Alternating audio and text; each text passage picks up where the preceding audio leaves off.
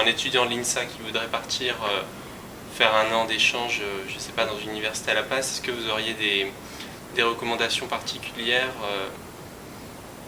pour peut-être pour le motiver, Enfin, des recommandations. Pourquoi aller en Bolivie et pas dans un autre pays. Pourquoi pas ailleurs? C'est le pays, alors j'aime pas trop employer ces mots-là parce ils peuvent être manipulés avec des connotations très différentes, mais c'est le pays qui est peut-être le plus authentique et qui correspond le mieux à ce que je cherche en tout cas. Alors c'est pas que les autres pays sont pas authentiques, c'est pour ça qu'il faut bien prendre ça avec un minimum de précaution, mais pour définir, enfin, pourquoi plus le Mexique? Le Mexique, tout est trop grand, tout est immense. C'est magnifique, mais tout est immense.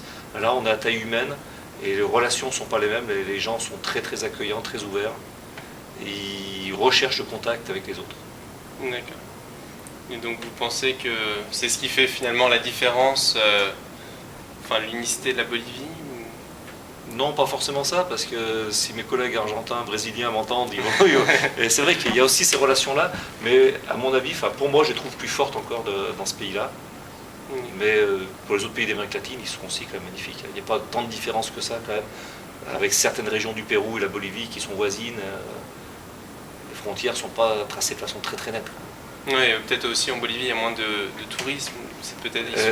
C'est là où j'allais en dire là maintenant, parmi les recommandations, c'est que dans tous les autres pays, alors le Pérou vit énormément de tourisme, le Brésil fait rêver beaucoup de gens qui vont en vacances au Brésil et autres. Ils sont habitués à recevoir, à voir des Européens, voir des Français, ils vont faire du tourisme et autres. La Bolivie n'est absolument pas ouverte au tourisme. Il n'y a rien de prévu pour le tourisme, ce qui n'est pas forcément une mauvaise chose, loin de là. Et les gens n'ont pas l'habitude de voir des touristes. Pendant 500 ans, c'était d'une dictature à un régime autoritaire, on va dire. Il y a peu longtemps que le pays arrive un peu à s'ouvrir.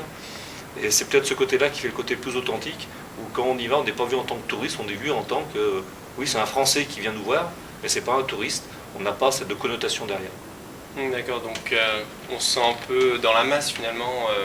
Dans la masse, c'est dur pour moi dans la masse, où à La Paz, ils sont une tête de moins que moi, petits trapus et tout, donc au point de vue physique, mais donc je ne veux pas dire que je me noie dans la masse, mais ils n'ont pas le regard sur l'étranger, regard touriste, tandis que quand on se promène dans d'autres villes d'Amérique latine, à Mexico, quand je me promène, on prend surtout pour un touriste, et tout de suite on vient me vendre des choses de touristes, on vient me parler de choses à voir touristiques, etc. En Bolivie, ça m'est jamais arrivé ça. D'accord. Et en fait, quand vous y êtes déjà allé plusieurs fois, est-ce que quand vous y retournez, est-ce qu'il y a quelque chose à chaque fois de nouveau que vous découvrez? Est-ce que vous êtes autant dépaysé? Oui, parce que il est tellement différent, mais ça, même pareil pour la France, il faut, avant de découvrir la France, entre la Bretagne, le Midi, les Alpes, etc., c'est très différent. La Bolivie, c'est aussi complètement différent. Donc à chaque fois, je fais toujours des nouvelles découvertes. Ça soit j'approfondis la connaissance que j'ai avec des personnes. Typiquement, c'est toujours le même chauffeur de taxi qui vient me chercher maintenant à l'aéroport. On s'entend bien, on passe des journées ensemble et tout. Il y a des relations qui se créent comme ça.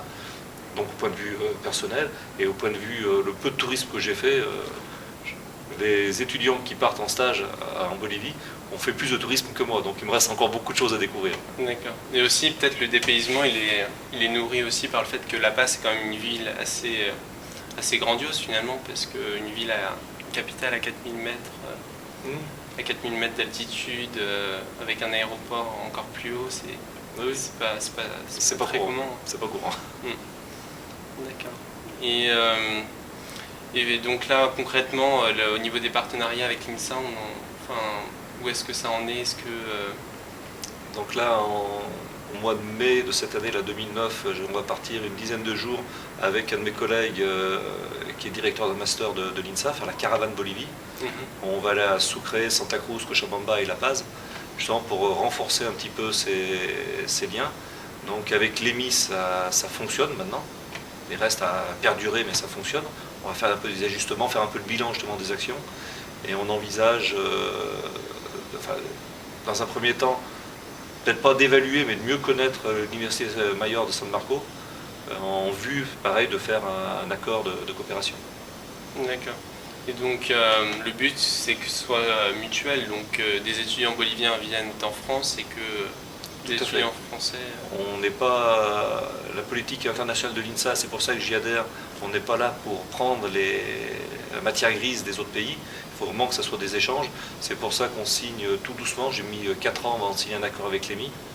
On regarde ce qu'il en est, s'il fonctionne, on signera peut-être avec Maillard de San Marco, parce qu'on veut que les échanges soient à peu près équilibrés. On ne va pas compter un pour un, mais s'il n'y a aucun étudiant français qui part en Bolivie, on arrêtera de signer des accords avec la Bolivie. Ça veut dire qu'il y a quelque chose qui n'est plus un échange dans ce cas. Okay.